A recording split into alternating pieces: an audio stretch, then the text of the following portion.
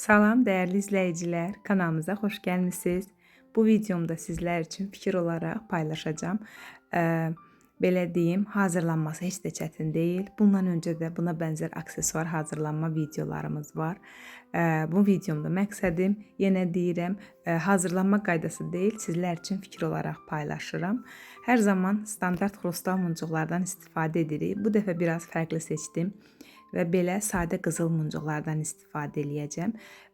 İki ölçüdə mirvarilərim var. Hər ikisini istifadə eləməyi düşünürəm ki, fərqli tərzdə bir boyunbağı əldə eləyim. Və şəffaf sapları çalışın seçdikdə tikiş sapı deyil, sırf aksesuar sapı seçin ki, qırılmasın. Belə şəffaf muncuqlarım var. Başlıqda düyün atmada istifadə eləyəcəm. Bunun çox fərqi yoxdur, çünki onsuz da muncuq qapatıcı dəmirin içində qalacaq. Amma yenə də şəffaf və yaxud da rəngsiz olmağı məsləhətdir.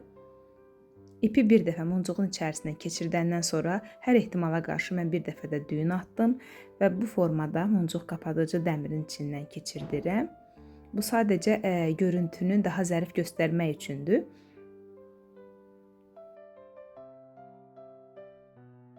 Uzunluq sizin zövqünüzdən asılıdır. Tam boyun uzunluğunda da, diametrində də ola bilər. Biraz aşağı doğru sallanmasını da özünüz təşkil edə bilərsiniz.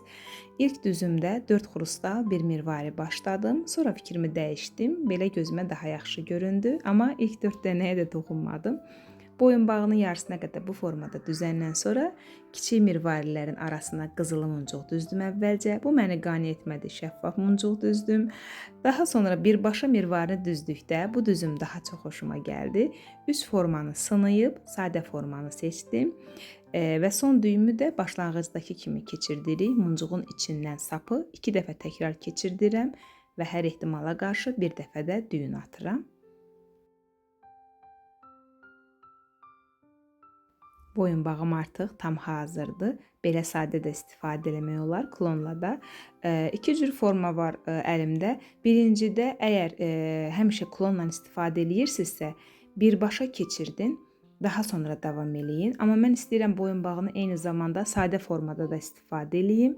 Ona görə arı klonundan istifadə eləyəcəm və bunun üçün halqa keçirdəcəm. İstədiyim vaxt çıxarda bilim. Son olaraq onu da qeyd eləmək istəyirəm ki, əgər əlinizdə varsa, qolbaqda kiçik ölçü kurçokdan istifadə eləyin. Bugünlük bu qədər. Bizi izlədiyiniz üçün təşəkkürlər. Sağ olun. Növbəti videolarda görüşənədək.